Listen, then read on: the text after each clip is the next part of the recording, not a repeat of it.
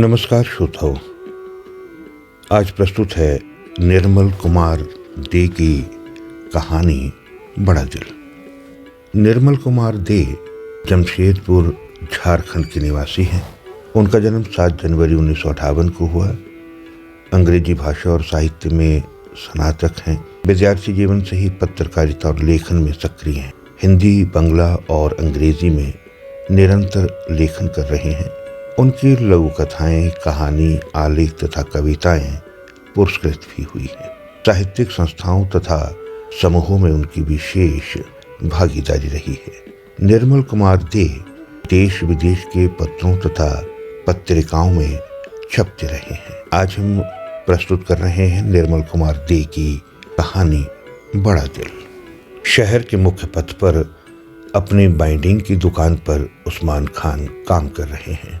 Binding के साथ साथ वे पुरानी किताबें भी बेचते हैं। शहर के सभी प्राइवेट स्कूलों की पुरानी किताबें मुद्रित मूल्य से आधी कीमत में मिल जाती है। मेहनत, ईमानदारी और व्यवहार कुशलता के लिए सभी के प्रिय हैं उस्मान खान। बहुत ही कम समय में उनकी दुकानदारी जम गई है। कॉलेज आते जाते उनकी दुकान की ओर मेरी नजरें अनायास ही चली जाती। मुझे देखकर सलाम जरूर भूलते हैं। कई बार उनकी दुकान पर गया हूं और कई अच्छी किताबें खरीदी भी है। रविंद्रनाथ टैगोर की संचयिता उन्हीं की दुकान से खरीदी है। एक सामान्य दुकानदार से मेरा अच्छा संबंध हो गया है। कभी कभार घंटों उनके पास बैठा भी हूं। गपशप, इधर उधर की बातें।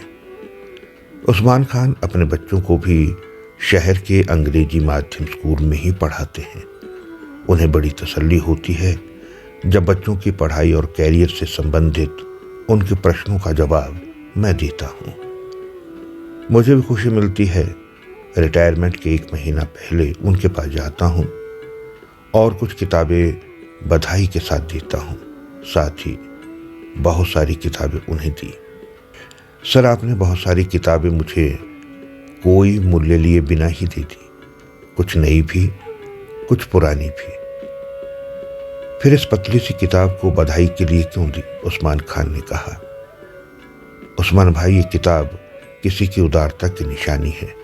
आज मैं हजारों रुपए की किताबें दान करने में सक्षम हूं।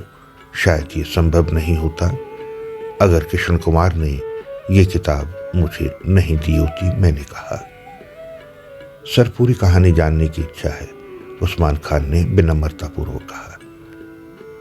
जब मैं मैट्रिक में था, आर्थिक रूप से कमजोर था।